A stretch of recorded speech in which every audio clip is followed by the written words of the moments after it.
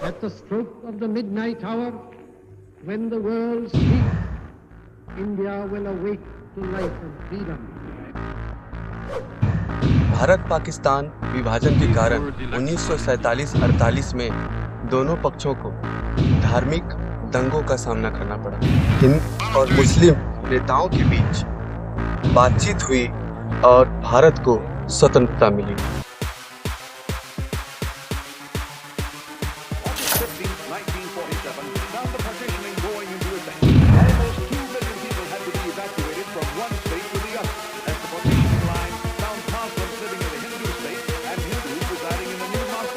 दोनों पक्षों को धार्मिक दंगों से बचने के लिए यहाँ से पलायन करना पड़ा।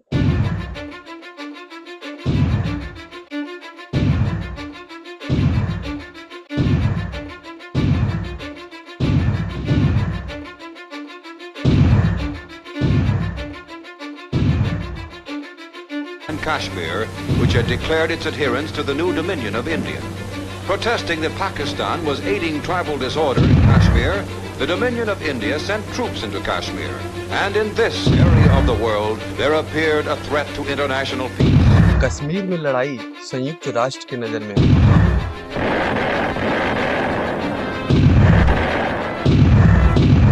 When Pakistan began aiding the Muslim forces, full-scale war involving hundreds of millions of people, a catastrophe many had predicted with dread, seemed about to become a reality. Mahatma Gandhi Bharat के वायसरॉय लॉर्ड माउंटबेटन और उनकी पत्नी से मिलने पहुंचे।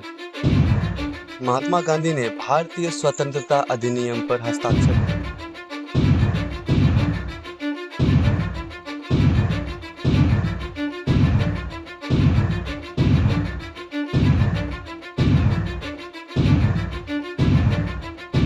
Black and white montage लोग Britain से जीत का जश्न मनाते हैं।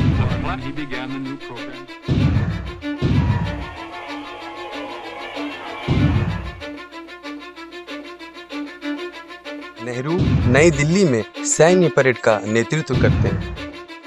ऐसी स्थिति में भी एक अलग ही घोटाले की प्लानिंग चल रही होती है। स्वतंत्र भारत का पहला घोटाला जीव घोटाला 1948। वी.के. कृष्ण मेनन, तब के Indian high commissioner to Britain, 1947 में भारत को स्वतंत्रता मिलने के बाद वी.के. मेनन को ब्रिटेन में उच्चायुक्त नियुक्त किया गया था। इस पद पर वो 1952 तक रहे।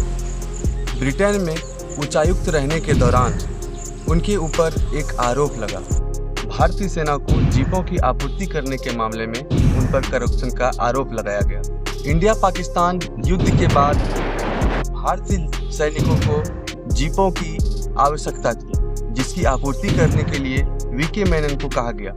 मेनन का जन्म कोझिकोड, केरल में ब्रिटिश मालाबार में वेंगलिंग परिवार में हुआ था। उनकी माता 1815 से लेकर 1817 तक दीवान रह चुकी रमन मेनन की पुत्री थी। इनके पिता कोमाथु कदाथनाथु के राजा इंग्लैंड में ही इन्होंने 1927 से लेकर 1947 तक इंडिया लीग के सचिव के तौर पर भी काम किया। इसी क्रम में वो राष्ट्रवादी नेता पंडित जवाहरलाल नेहरू से भी जुड़ गए। कहा जाता है कि नेहरू और मेनन काफी गहरे मित्र भी थे। 1953 में मेनन राज्यसभा के सदस्य भी चुन लिए जाते हैं। 3 फरवरी 1956 को उन्हें बिना किसी विभाग के मंत्रिमंडल में भी शामिल कर लिया गया। इसी वर्ष वो मुंबई के लोकसभा के लिए भी चुने गए। इसी वर्ष उन्हें नेहरू के अधीन रक्षा मंत्री भी घोषित कर दिया गया। हालांकि 1962 के बाद भारत चीन युद्ध के बीच जब भारत चीन से हार गई, तब उन्होंने अपने पद का त्याग भी किया था और त्याग पत्र सौंप दिया था। 1967 में वो अपना सांसदीय चुनाव भी हार चुके। सालों बाद 6 अक्टूबर 1974 को उन्होंने नई दिल्ली में अपनी आखिरी सांसें।